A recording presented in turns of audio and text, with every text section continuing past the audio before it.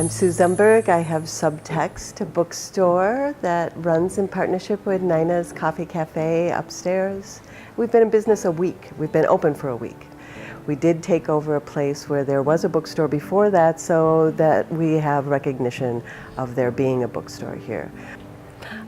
I think when a business owner, especially a new business owner, opens a business, you have to prepare for all contingencies. That's why there is such a thing as a soft opening, which means that your doors are open, you are selling whatever it is you have for sale, versus a hard opening or a grand opening, which should be down the line a bit when you really have things in place.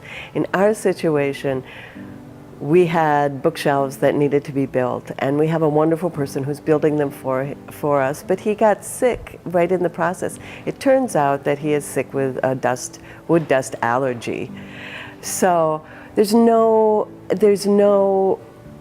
accounting for that. You never know what's going to happen. That's why if you say we're having a grand opening the first week that we're open, you're not really allowing for those types of occurrences that can happen to you when you don't have anything planned for it. So we have a lot of people who have come in. We had a soft opening, and we had an event that night where we had 5 poets who came to our reading, and we had a great turnout for it. And we were there that afternoon shelving books. But there was also an element to having that opening where people can see the work in progress.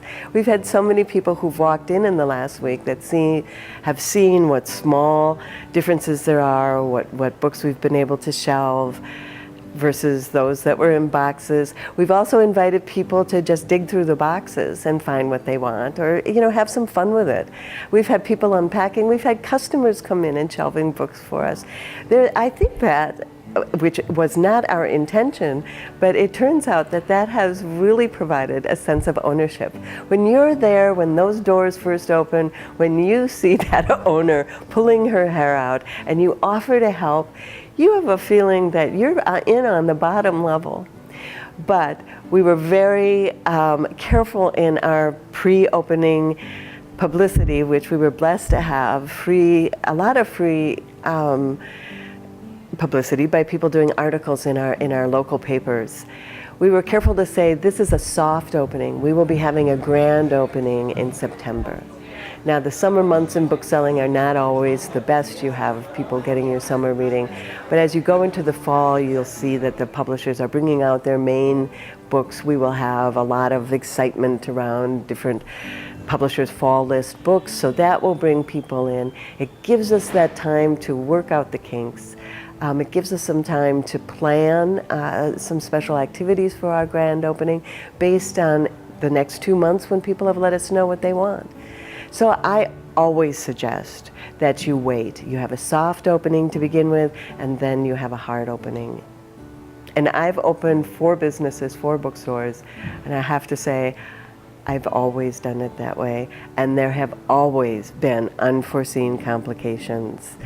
So for that person who can start their business smoothly without any complications, I applaud you. But I would say 90% of the time that isn't going to happen. And it also removes some of the pressure that you might be putting on yourself if you just sit down and realize that your presence in that store is probably the most important thing. That you can talk with your customers, that you can explain your glitches, that you can get to know them.